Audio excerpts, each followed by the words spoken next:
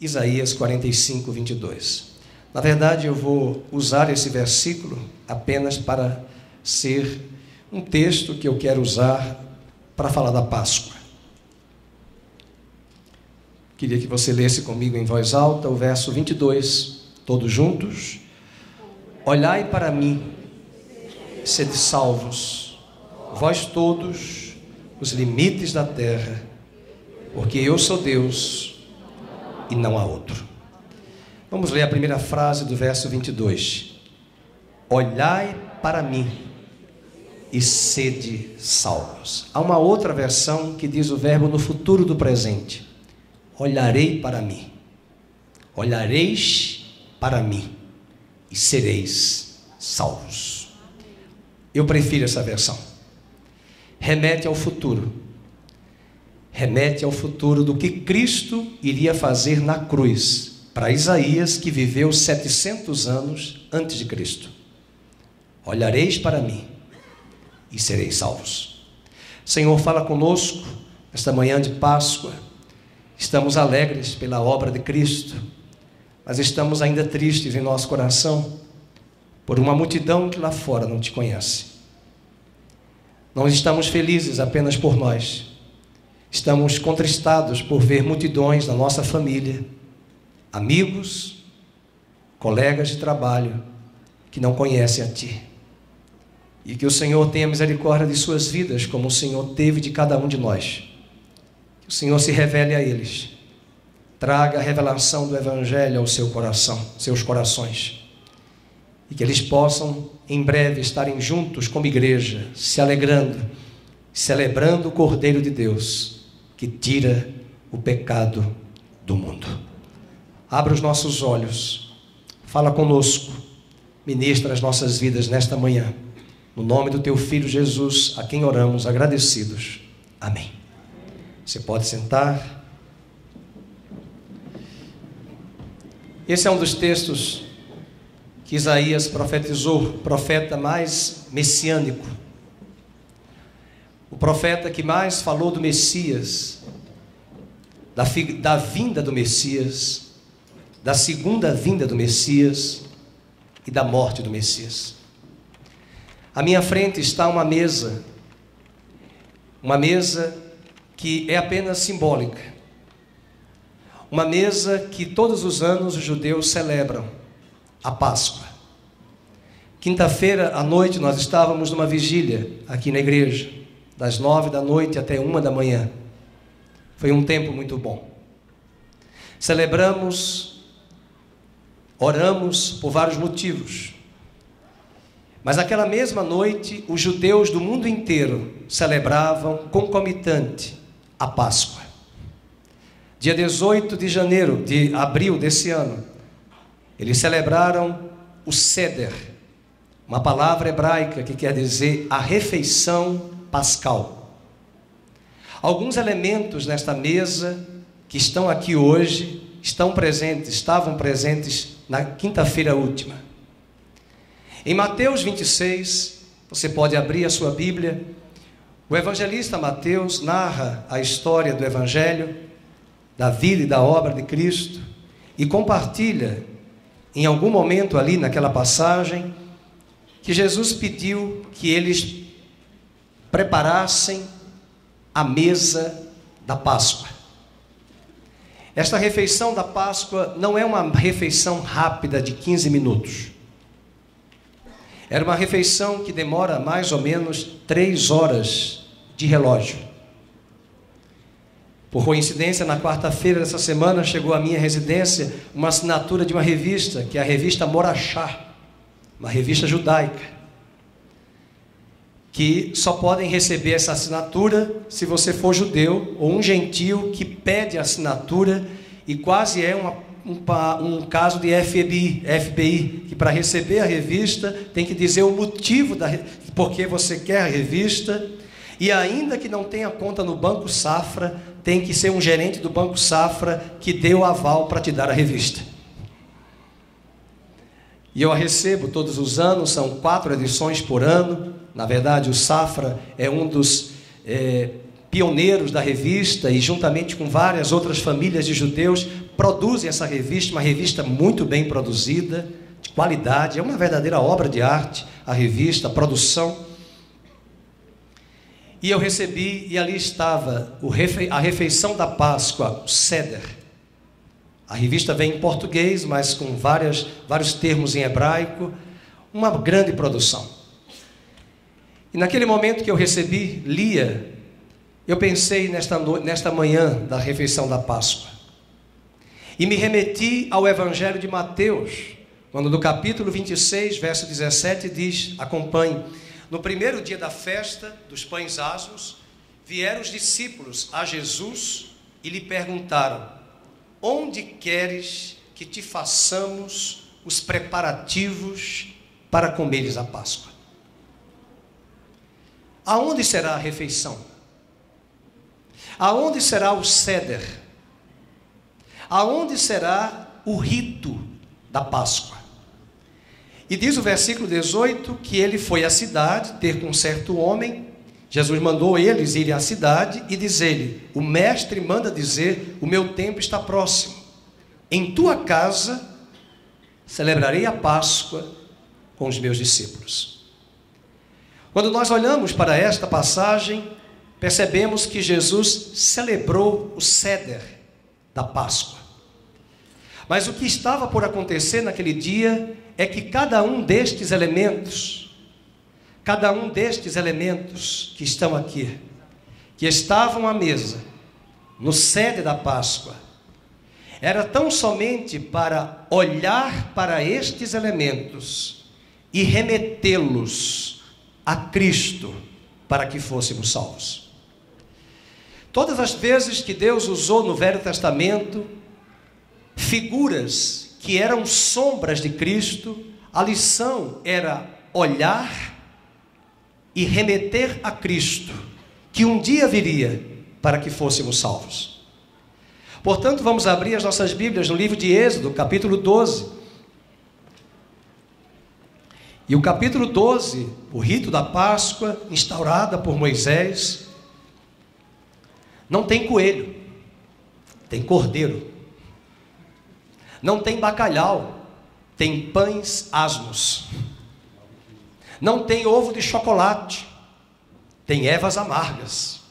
Olha o chocolate amargo que é o melhor, 70% de cacau no mínimo.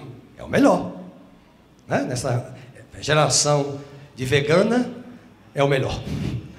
Mas eu quero chamar a atenção de que, eu vou ser rápido hoje, porque a maioria do rebanho já conhece essas aulas, para não ser repetitivo. O cordeiro é representado por essa coxa de frango assado, porque nem todos podem comer carneiro no século 21. Mas a coxa de frango era colocada, e as crianças, no capítulo 13, didaticamente, o pai de família teria que ensinar as crianças, e as crianças, no capítulo 13 de Êxodo, perguntam aos seus pais: papai, o que é isto? E o pai deve responder: aqui é uma simbologia do braço forte de Deus que nos tirou do Egito e nos transportou para a terra prometida, para que nunca nos esqueçamos que estamos aqui hoje, não por mérito humano, mas por graça divina. O braço do Senhor nos alcançou e nos transformou e nos redimiu. Você está aqui hoje de manhã, você está nos assistindo ao vivo. Eu quero lembrá-lo nessa Páscoa.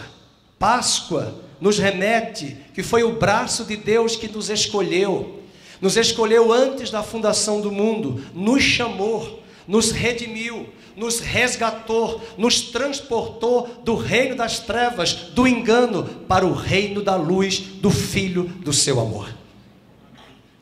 Naquela mesma noite de Páscoa, as crianças também vão perguntar aos pais qual a razão de termos na mesa ervas amargas. Particularmente eu gosto de rúcula, de acelga. Eu gosto de algumas ervas, mas é preciso colocar um azeite, um salzinho. A cearense aqui já fez um salzinho, um molho de tomate, para dar um gosto, um sabor. Mas no ceder da Páscoa não há lugar para molhos. No ceder da Páscoa não há lugar para azeite. Você quer comer essas ervas? Você deve colocar junto a esse molho, o patê, que tem uma coloração que lembra os tijolos que eles fizeram do Egito, para construir as cidades armazéns, os celeiros do Egito, que com a mão de obra escrava de Israel, dos descendentes de Abraão, foram eles que construíram as pirâmides, as cidades faraônicas.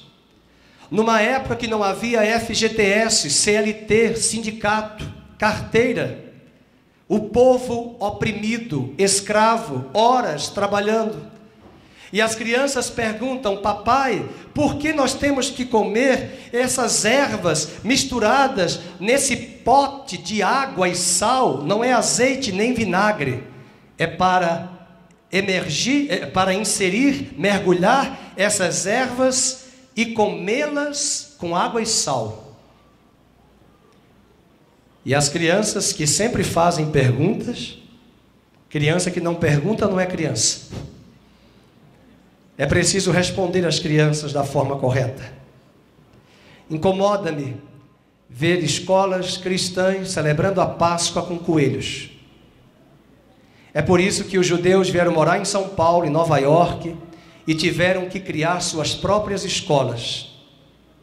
Não que seja errado se misturar, não há nenhum problema, mas eles entendem que uma cultura como a nossa, tão mesclada com paganismo, que fala tanto de Páscoa, que remete a coelho, é inadmissível na cabeça de um judeu entender que Páscoa é coelho pondo ovo, até porque coelho é mamífero e não ovíparo.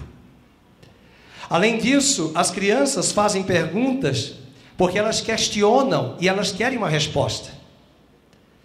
Uma das coisas mais absurdas na pedagogia é um professor mandar uma criança se calar ao fazer uma pergunta. Sócrates dizia que quem não faz perguntas não tem respostas. E é possível que, por meio das perguntas, os nossos postulados de tradição religiosa sejam questionados, colocados em xeque-mate, e possamos buscar, a partir de perguntas que nos instigam.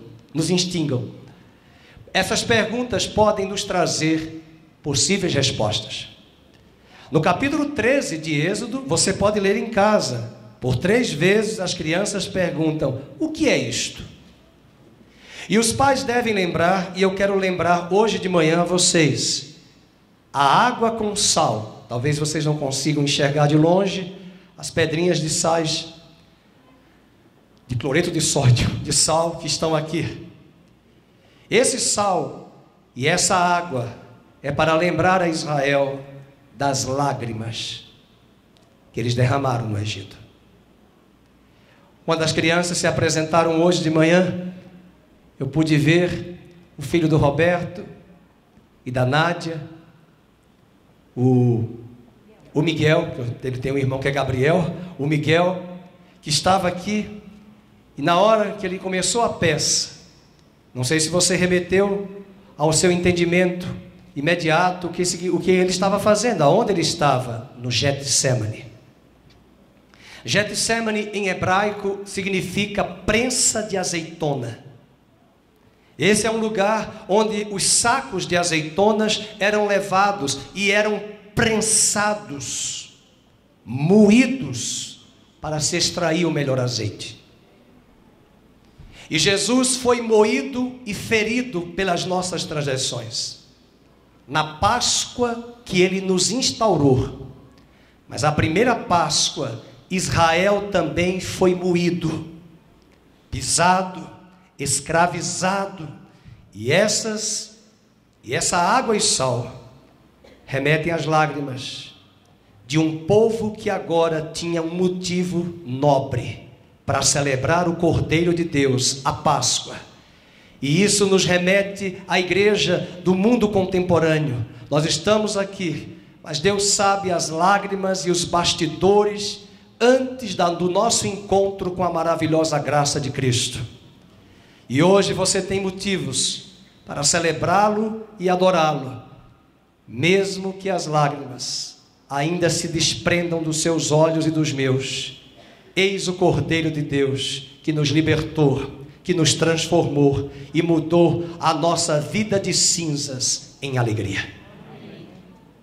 Naquela mesma noite de Páscoa, eles também celebram o ovo, e talvez aqui está, não celebram, comem do ovo. E talvez esse elemento do ceder é o mais distorcido para o paganismo. A palavra Páscoa em inglês é o nome de uma deusa adorada no mundo pagão. Easter em inglês. Na verdade existem dois termos para Páscoa em inglês. Na Bíblia não tem Easter, é Passover. Mas no inglês comum a palavra é Easter, de uma deusa da fertilidade. E essa deusa da fertilidade era representada pelos pagãos, não a deusa, mas o coelho, por ser um animal mamífero, que não põe ovo. Mas era um animal que dá uma cria 4 vezes ao ano, porque a fêmea do coelho, a cada 3 meses, procria. 4 vezes 3, 12. 4 vezes. Já pensou se vocês, mulheres, procriassem a cada ano? 4 vezes? O missionário falou, dá graça. É graça. Mas na verdade, olhando para o ovo é porque lá no ceder, esse ovo está cozido. Eu dei uma aula uma vez, há muitos anos atrás, e a irmã falou, pastor, eu estava grávida, me deu uma vontade de comer esse ovo com sal enquanto eu pregava. Mas o ovo, eu vou bater para que vocês ouçam, está cozido. Mas por que as crianças vão ver esse ovo e perguntar, papai, por que tem que ser cozido? Para lembrar a nós, israelitas, que quanto mais nós éramos provados, tentados, testados por Faraó, mais a nossa descendência se multiplicava e tornou-se forte.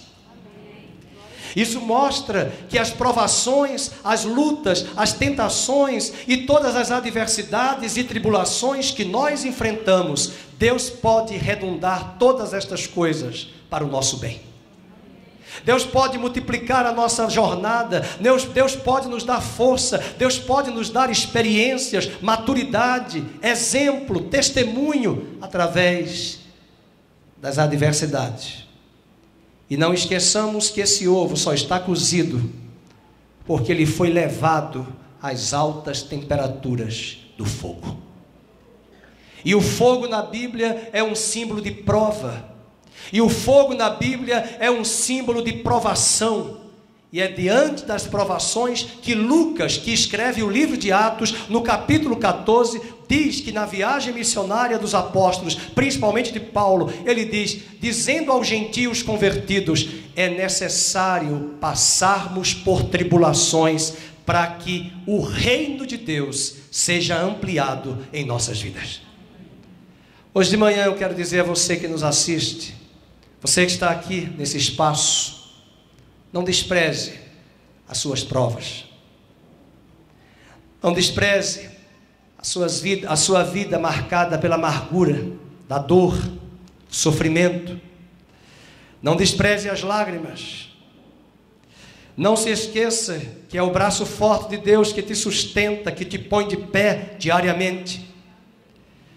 Mas naquela mesma noite também, eles tomavam 5 cálices.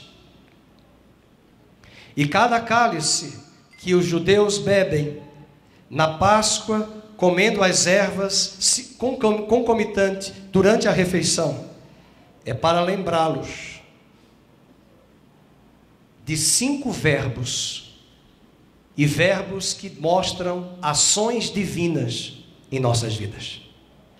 Convido você a abrir a sua Bíblia no capítulo 6 do livro de Êxodo.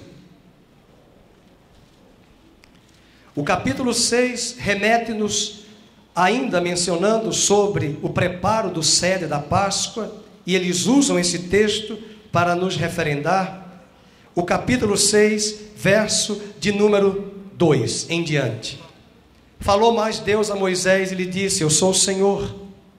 Apareci a Abraão, a Isaque e a Jacó como Deus Todo-Poderoso, mas pelo meu nome, o Senhor, não lhes fui conhecido. Também estabeleci a minha aliança com eles para dar-lhes a terra de Canaã, a terra em que habitaram como peregrinos. Olha as lágrimas. Ainda ouvi os gemidos dos filhos de Israel. Deus está vendo os seus gemidos. Deus ouviu os gemidos de Jesus no Getsemane.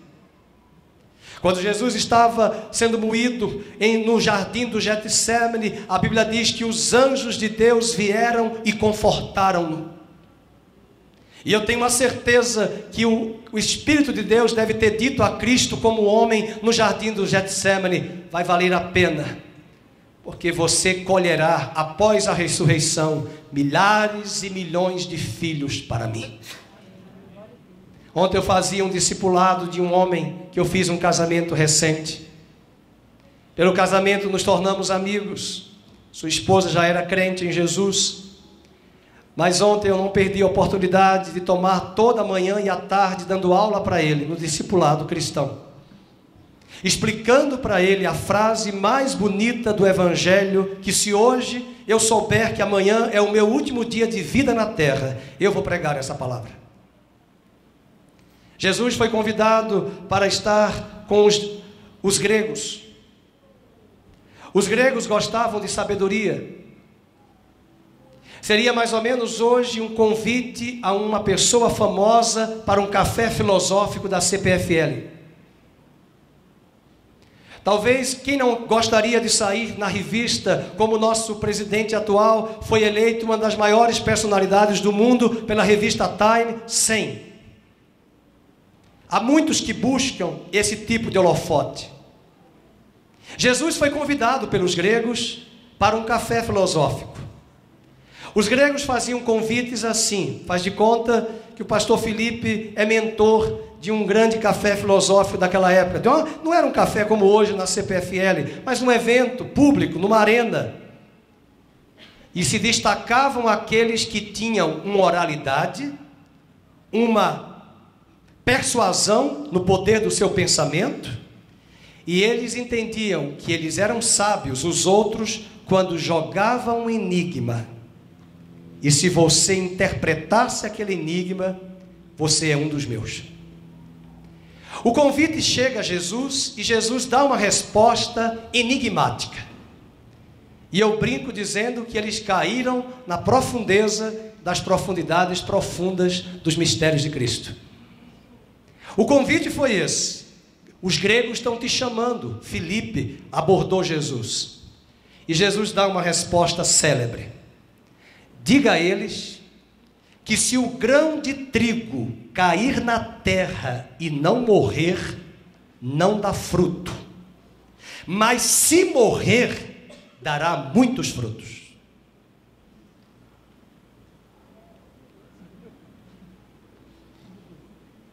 Eu acho que Filipe disse: I did not understand. Eu não sei falar grego, você pede a expressão pastor Filipe para falar, porque eu não sei como é que faz isso em grego. Eu não entendi. Que frase é essa? Ainda imagina Filipe dizendo isso para os gregos. E Jesus em off chamou os seus discípulos e disse: quando eu for levantado da terra, eu atrairei todos a mim. Eu não sei se você entendeu, a nossa igreja aqui está bem mista hoje, mas ele quis dizer o seguinte: Deus só tem na terra um único filho, que é o único grão de trigo. Se ele não morrer, não vai dar fruto.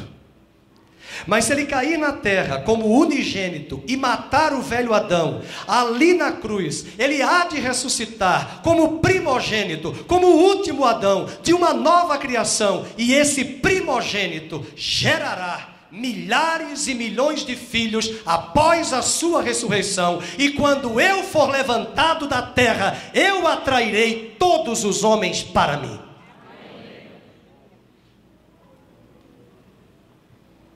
Jesus estava se referindo ao tipo de morte que ele teria. Meus queridos, eu tenho muita coisa para dizer. Que valorizemos mais a obra de Cristo na cruz. Porque todas as músicas que eu encontro no Apocalipse, todas elas celebram o Cordeiro de Deus, que morreu por todas as nações. Uma das coisas mais lindas que eu acho na Bíblia, eu dizia ontem no discipulado, porque eu não posso falar de batismo para uma pessoa que não entendeu a mensagem da cruz. Eu não posso me permitir, como pastor, batizar uma pessoa nas águas sem entender o que é receber a Cristo. Eu não posso compreender o que aconteceu comigo, que eu me batizei nas águas numa banheira em Campinas e eu só fui entender a mensagem da cruz meses depois. Naquela cruz, o diabo caiu na arapuca de Deus. Naquela cruz, o diabo achava que tinha logrado êxito, incitando Pilatos, Herodes, Anás, Caifás e as multidões para dizerem uníssonos: crucificam. E o apóstolo Paulo, por revelação divina, escreve a primeira carta dele aos Coríntios, capítulo 2, dizendo: se os principados deste mundo tenebroso, as potestades das trevas, soubessem o que estava por trás da cruz, jamais teriam crucificado o Rei da Glória. A minha impressão é que quando Cristo ressuscitou, os irmãos lembram da cena da feiticeira do filme As Crônicas de Nárnia, quando o leão ressuscitou. O pastor para falar em Crônicas de Nárnia. E ou igrejas para não entenderem o que é o filme Crônicas de Nárnia. A feiticeira faz isso, ó.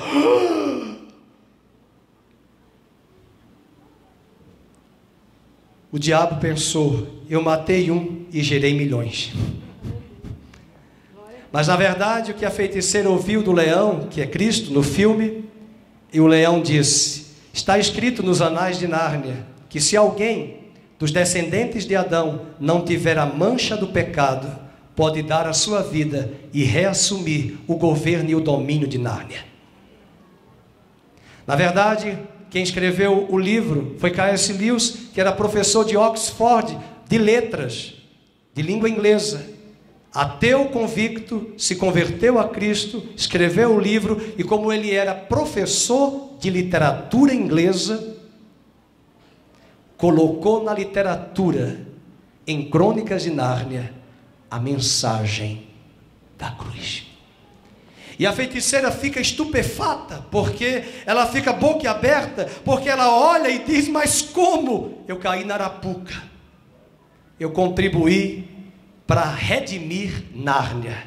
Em outras palavras, o diabo estava afirmando: eu contribuí para Deus, como diz o grupo de louvor do Ministério Renascer, o plano perfeito que Deus estabeleceu para salvar todos os homens, dando o seu filho, que nasceu de mulher, sem pecado, para ir à cruz e pagar a nossa dívida. Vamos ver os verbos. O capítulo 6 diz, no verso número 5 agora: e me lembrei da minha aliança, quando eles escravizavam os filhos de Israel. Portanto, diz aos filhos de Israel, vamos pegar, eu vou descer e mostrar para vocês o cálice. Cada cálice as crianças perguntam e bebem com o pai e a mãe. E o primeiro verbo qual é? Digam comigo, verso 6: eu vos tirarei de debaixo das cargas do Egito. Deus nos tirou do engano e do pecado.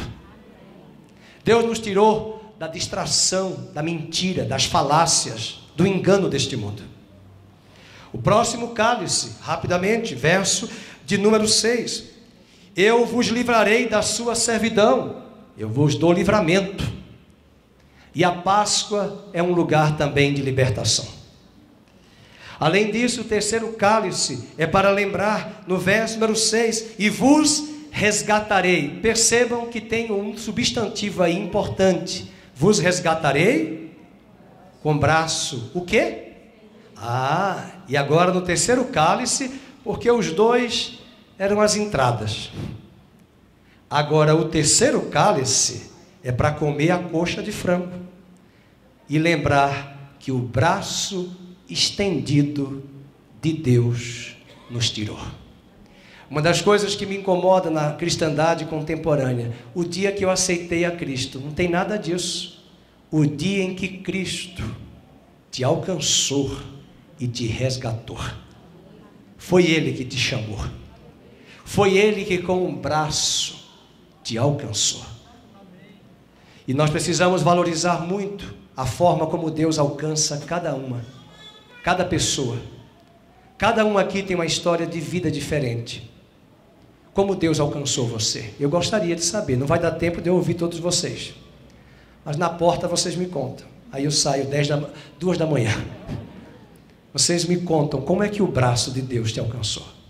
O próximo cálice, o quarto cálice, verso de número 6 ainda. Livrarei, tirarei, livrarei, resgatarei com o braço estendido. E ainda o versículo 7. Tomar-vos-ei, vamos, por meu povo. Esse é o quarto cálice. Terceiro, né? Resgatarei, tomar-vos-ei, e serei vosso Deus. Tomar-vos-ei por meu povo, é o quarto cálice, e serei o vosso Deus. Só que no versículo 7, a segunda parte, o versículo 8 traz o quinto cálice. É interessante que Jesus, como um bom judeu, bebeu os 4 cálices. Mas no ceder da Páscoa, os judeus deixam um cálice reservado para o final. Esse cálice é o cálice de Elias. E eles chamam esse cálice de Elias, dizendo que antes que o Messias venha, Elias virá primeiro. E eu queria que vocês acompanhassem a cena. Jesus deve ter tomado esse cálice de Elias e feito algo que eles nunca fizeram. Ele bebeu e disse: isto é o meu sangue que é dado por vós.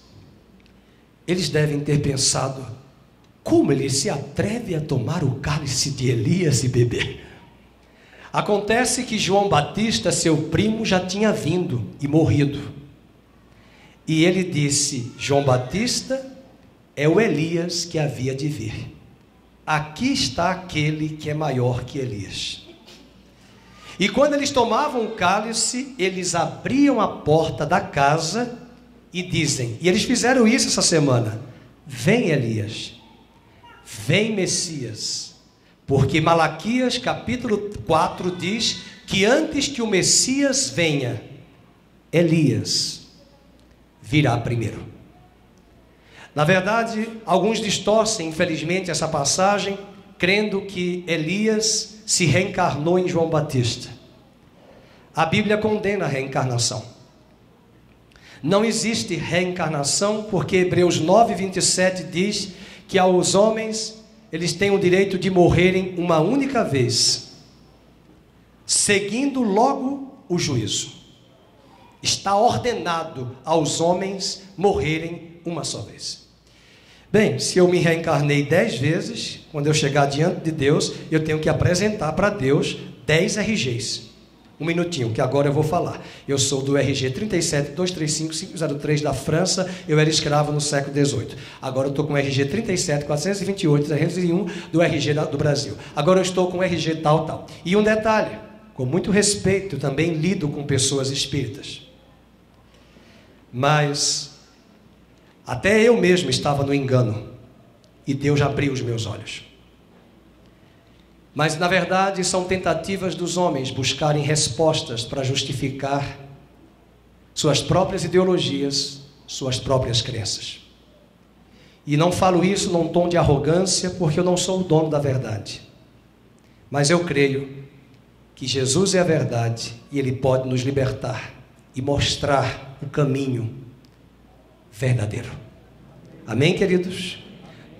Que saibamos dialogar com as pessoas, que saibamos não condená-las, mas entender que a nossa vida pode ser um testemunho muito mais alto do que o nosso discurso. E para quem não sabe, ou está nos visitando, talvez na minha fala você viu um tom de preconceito. Eu quero explicar que aqui você está olhando para uma pessoa que nunca foi espírita, mas eu já dei aula num centro espírita kardecista para mais de 150 pessoas, 2 anos, estudando a palavra com eles, porque eles queriam estudar a palavra. Nunca toquei nessa doutrina, porque sabia que se eu tocasse, no outro dia eu já estava expulso. Mas eles me chamaram para algo que eu nunca tinha visto. Eles disseram a mim, até hoje eu lembro: nós queremos um pastor que conheça a Bíblia, que nos dê aula de Bíblia, porque nós queremos evangelizar o nosso bairro. Eu falei, então pode, agora eu vou mesmo. Nós vamos evangelizar. E nós estudamos o Evangelho de João, Gênesis, Mateus. E eu lembro até hoje que alguns deles queriam: pastor, vamos estudar Apocalipse. Eu digo, pelo amor de Deus. Mas nós estudamos ali 2 anos a palavra. E foi um tempo muito bom. Já são quase 20 anos passados. Eu encontro algumas dessas pessoas nos mercados, nas ruas de Campinas, e a maioria diz assim: pastor, eu estou na Igreja Batista. Pastor, eu estou na Metodista. Pastor, eu estou na Luterana. Pastor, eu estou na Igreja Assembleia de Deus. O que eu fiz ali? O que Paulo disse: eu plantei, Apolo regou, mas é Deus quem dá o crescimento. Eu não tenho preconceito, até porque meu mestrado foi na área de ciências da religião. Então eu estudei candomblé, umbanda, shintoísmo, animismo, kardecismo, espiritismo, catolicismo, protestantismo e tudo que é ismo da vida. Mas só tem algo que eu posso dizer hoje aqui nessa mesa: que o cristianismo não é uma religião. Ele pode ser religião, e já é, porque ele foi construído em uma instituição de homens. Mas o cristianismo nasceu por um coração de Deus, projeto de enviar o seu Filho, que é Cristo. E todas as religiões têm algo que o cristianismo difere. O cristianismo ainda insiste em fazer isso, mas o verdadeiro cristianismo entende que nenhum homem consegue por si só se auto-redimir e chegar a Deus. E o verdadeiro cristianismo é Deus que se torna homem e desce para resgatar os homens. As religiões é o homem tentando no seu braço chegar a Deus e se auto-redimir. Portanto, tire a palavrinha cristianismo de religião, coloque o mesmo R e diga: cristianismo é relacionamento com Deus. Voltando para o texto, ele diz: eu vos levarei, verso 8, à terra a qual jurei dar a Abraão, a Isaque e a Jacó. Eu vos levarei. E nesse último cálice que Jesus bebeu, ele disse: não mais beberei vocês comigo, este cálice, mas em breve beberemos juntos no reino do meu Pai, para onde eu vou e vou levar vocês. Eu vos levarei. Para Israel, eles iriam para a terra prometida. Para nós vamos para a Nova Jerusalém, a Igreja de Cristo, uma posição espiritual, e nós vamos celebrar hoje à noite, hoje de manhã, nesta manhã de Páscoa, no Ceder, como simbologia do que Cristo fez por nós.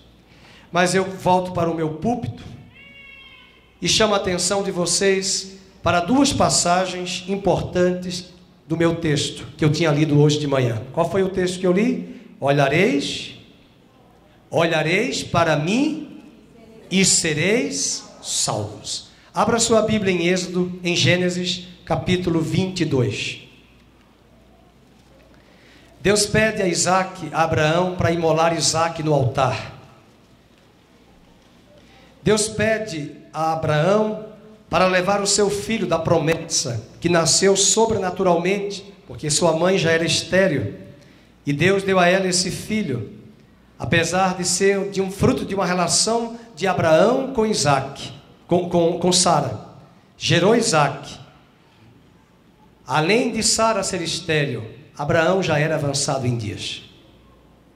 E quando esse filho está já na adolescência, Deus pede a Abraão que leve o seu filho para o Monte Moriá. Talvez você não saiba, o Monte Moriá foi o lugar onde Davi comprou a eira de Araúna e construiu ali o seu filho Salomão o templo. No Monte Moriá, o texto de Gênesis 22 diz assim, vamos ver. Depois dessas coisas, pôs Deus Abraão à prova e lhe disse: Abraão, este lhe respondeu: eis-me aqui. Acrescentou Deus: toma teu filho, teu único filho, Isaque, a quem amas, vai à terra de Moriá, oferece-o ali em holocausto. E levantou-se, pois, Abraão de madrugada, e tendo preparado o seu jumento, tomou consigo 2 dos seus servos. E a Isaque, seu filho, rachou a lenha para o holocausto e foi para o lugar que Deus lhe havia indicado. Ao terceiro dia, vocês entenderam aí? Ao terceiro dia, erguendo Abraão os olhos, viu o lugar de longe, e o seu filho Isaque pergunta no versículo 7. Quando Isaque disse a Abraão, seu pai: meu pai, respondeu Abraão: eis-me aqui, meu filho. Perguntou-lhe Isaque, vamos ler juntos. Eis o fogo e a lenha. Vamos em voz alta. Mas onde está o cordeiro para o holocausto? Eu pergunto hoje de manhã: aonde está o cordeiro? Na verdade, hoje a pergunta é diferente: aonde está o coelho? A pergunta é: coelhinho da Páscoa, que fazes aqui? Onde é que tu estás, coelhinho? Né? Que trazes para mim? Né? Que fazes? Que trazes? A minha esposa me corrigiu aqui. Que trazes? Onde é que está o coelho? Não, é aonde está o cordeiro. E quando ele pergunta onde está o cordeiro, você precisa entender gramática. A pergunta é Isaque perguntando para Abraão. Portanto, a pergunta mais óbvia, gramaticalmente correta seria: Deus proverá para si, para ti, Isaque, para ti, ou para nós, o cordeiro. Não. Ele remete para Deus gramaticalmente e diz, porque a conversa é entre Abraão e Isaque. E a resposta é: Deus proverá para si mesmo o cordeiro. E é muito singular que após a fala de Abraão, ele olha e vê um carneiro com chifre, preso entre os arbustos. Toma o carneiro, mata no lugar de Isaque. E na hora que ele vai imolar Isaque, o anjo do Senhor diz: não faças isto, porque agora eu sei que tu temes a mim. E Deus cria um animal substituto, coloca um animal substituto, o carneiro. Olhem para a Bíblia e vejam o que diz. Respondeu Abraão, verso 8: Deus proverá para si, meu filho, o cordeiro para o holocausto. E seguiam ambos juntos. Chegaram ao lugar que Deus lhe havia designado. Verso de número 11. Mas do céu lhe bradou o anjo do Senhor: Abraão, Abraão. Ele respondeu: eis-me aqui. Não estendas a mão sobre o rapaz e nada lhe faças, porque agora eu sei que temes a Deus, porquanto não me negaste o filho, o teu único filho. E vamos ler o 13. E tendo Abraão erguido os olhos, leiam, viu atrás de si um carneiro preso pelos chifres entre os arbustos. Tomou Abraão o carneiro, ofereceu em holocausto em lugar do seu filho. Só que ele falou o verbo no futuro do presente. Este monte se chamará, veja agora no verso 14, e pôs Abraão por nome aquele lugar, todos, o Senhor proverá. Por que proverá se ele acabou de prover? Por que proverá no futuro se ele acabou de prover o carneiro? É porque daqui a 2000 anos dessa passagem, Deus vai levantar o Cordeiro de Deus, que é o seu próprio Filho, que João Batista vai olhar no templo e vai dizer: eis o Cordeiro de Deus, que tira o pecado do mundo. Nesse mesmo lugar que Abraão ofereceu Isaque, e foi trocado por um carneiro, Deus fez cumprir a promessa 2000 anos depois, onde Jesus, seu Filho, se ofereceu como cordeiro sem mancha, sem pecado, para morrer por nós no Monte Moriá. Mas além disso, apontando a profecia, olhareis para mim e sereis salvos, eu concluo, para fechar o pensamento, de 3 momentos que nós devemos olhar e sermos salvos. Acompanhe o raciocínio. Eu olho para a mesa, eu vejo o Cordeiro, eu vejo Cristo nos elementos. Eu olho para o sacrifício de Isaque no Monte Moriá, eu vejo uma permuta do carneiro, assumindo o lugar de Isaque e apontando para Jesus, que no mesmo monte, 2000 anos após, chegaria para ser o Cordeiro. Mas eu finalizo com uma das passagens mais bonitas que eu considero do Velho Testamento, e que Jesus propositalmente usou essa passagem para falar dele mesmo na cruz, morrendo por nós.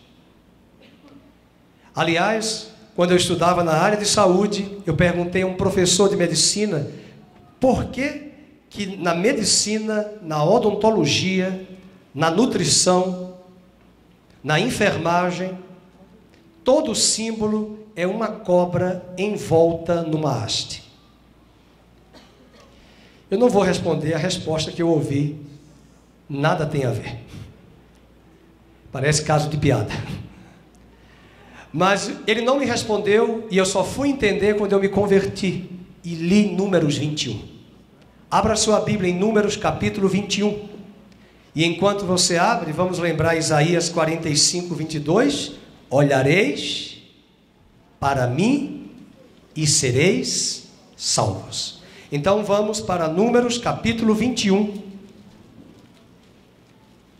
E o capítulo 21 de Números diz: o grande momento em que a serpente de Balaão, a serpente de bronze, foi levantada através de Moisés.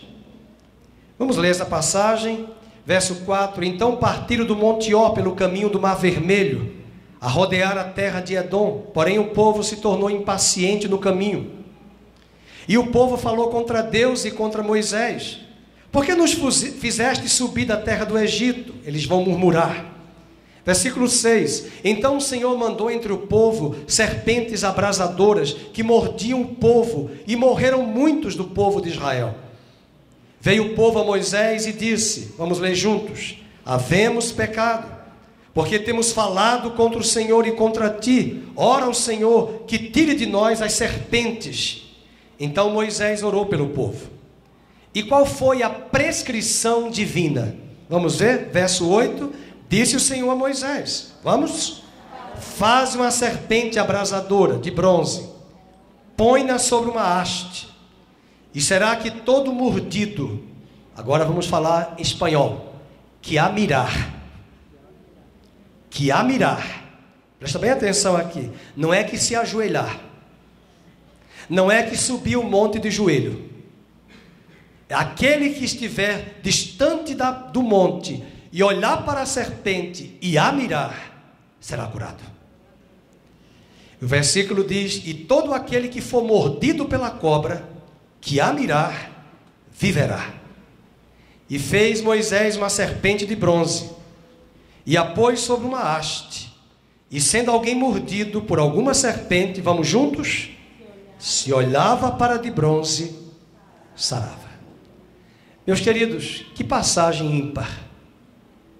Quem aqui não conhece o versículo mais famoso do Novo Testamento, que é o coração do Evangelho? Eu vou começar e vocês vão dizer.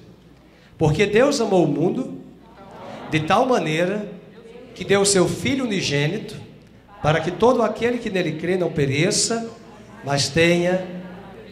Então essa frase começa com a expressão por quê. Então eu não posso falar o 16 sem entender o 14 e o 15.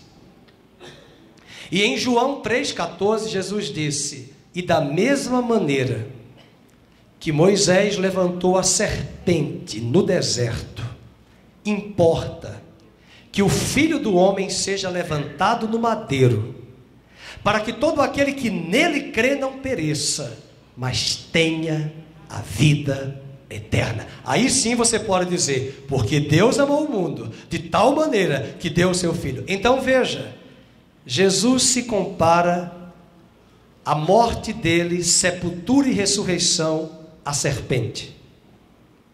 Lá no Velho Testamento, quem foi picado pela cobra não tem Butantan para ter soro antiofídico, vai morrer. E como não tinha Butantan, o povo chegou a Moisés, coitado de Moisés, 3 milhões murmurando no ouvido dele. E Moisés deve ter gritado: Senhor, dá-me uma UPA, dá-me uma UPA, dá-me um Mariugate. Não sei qual é o melhor. Mas ele disse: faz uma serpente de bronze. E todo aquele que for picado pela cobra, e é interessante, é da própria cobra que vem o antídoto. Se você for picado por uma cascavel, é da própria cascavel que vem o remédio para te curar. E que passagem maravilhosa! Eu posso olhar para a cruz, ver o meu pecado e a minha morte e condenação, mas é dele mesmo, Jesus, pós-ressurreição, que vem a minha cura e a salvação. Olhareis para mim e sereis salvos. Olhareis para o ceder da Páscoa e entendereis a mensagem da salvação e da redenção. Olhareis para o Monte Moriá, para o Cordeiro de Deus, que era para ser imolado no lugar de Isaque e que foi providenciado por Deus 2000 anos depois para ser morto. E eu olho hoje para a serpente de bronze, e é dessa serpente que sairá a cura para a minha vida. Na verdade, ele se torna pecado e maldição, para que ao olhar para ele, 2000 anos após a sua morte na cruz, eu possa receber cura e redenção. Hoje de manhã eu finalizo. Isaías 45, 22 nos afirma: olhareis para mim e sereis salvos. Será que você olhou hoje para o ceder da Páscoa judaica, entendeu que nesses elementos está a obra de Cristo na cruz? Você olhou para o livro de texto de Gênesis 22, o livro texto de Gênesis 22, o Monte Moriá, ele deveria ser imolado. Vocês perceberam que o próprio Isaque carrega sobre ele a lenha, o madeiro nas costas? Vocês perceberam que o próprio Isaque, ao terceiro dia, 3 dias, pergunta para o pai: onde está o cordeiro? E Abraão responde: Deus proverá para si o cordeiro. Quando Jesus veio à terra, 30 anos de idade, os sacerdotes que estavam no templo não olharam para aquele galileu plebeu, que ele era o cordeiro. Mas o seu primo João, o Batista, o batizador, disse: esse é o Cordeiro de Deus, que tira o pecado do mundo. Olhamos hoje para a cruz do Calvário e lembramos da serpente na haste. E é interessante que a medicina, odontologia, nutrição, enfermagem, todas essas áreas de saúde têm a cobra. Isso mostra que não é mito, é verdade. Alguns perguntam: é mito ou é verdade? Eu acho uma loucura chamar alguém de mito. Na campanha, olha o mito, tudo bem, vingou. Mas mito pode ter fundo que não seja verdadeiro. Na verdade, nunca existiu o mito, o Deus, como é o nome daquele Deus que era tão belo? Narciso. Mas era apenas uma alegoria, uma narrativa mítica dos gregos para ensinar lições. A mesma coisa, a serpente de bronze, contrariamente, a serpente de bronze não é mito, porque esse incidente aconteceu. E o que aconteceu logo em seguida? Quem foi picado pela cobra e mirasse a serpente de longe, foi curado.